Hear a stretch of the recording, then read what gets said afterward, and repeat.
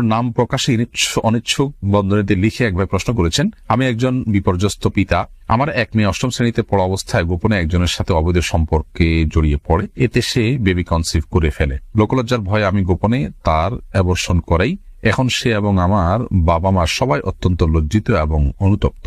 আল্লাহর কাছে খাঁটি মনে তওবা করেছি, আমরা যেন শাস্তি পবিত্র করতে চাই, যেন সে আখিরাতে আল্লাহর পাকড়াও থেকে বেঁচে যায়। এ বিষয়ে ইসলামী দৃষ্টিভঙ্গি আপনার কাছে জানতে চাই। প্রথম কথা হলো ভাই, জেনার শাস্তিটা ব্যক্তি পর্যায়ে আমরা কার্যকর করব না, বরং এরকম পরিস্থিতিতে সে এবং পুরো পরিবার আল্লাহ তাআলার কাছে লজ্জিত হয়ে এবং হারামের পথ থেকে সরে এসে আর যেন কখনো এই ভুলটা না হয় সেজন্য আল্লাহর কাছে দৃঢ় প্রতিজ্ঞা করা উচিত এবং দৃঢ় প্রত্যয় ব্যক্ত করা উচিত।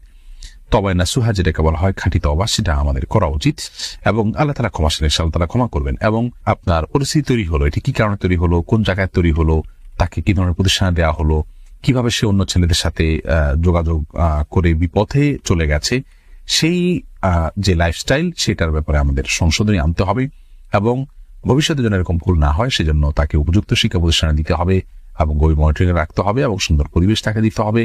হারামের পরিবেশ থেকে তাকে বাঁচানোর জন্য আপনার চেষ্টা করতে হবে।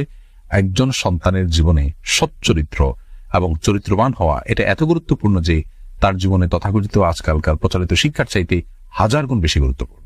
একজন অভিভাবক যখন এটাকে অনুভব করতে পারবেন, বুঝতে পারবেন, তখন ইনশাআল্লাহ ভিতরে কোনো সমস্যা এমনিতে দূর হবে।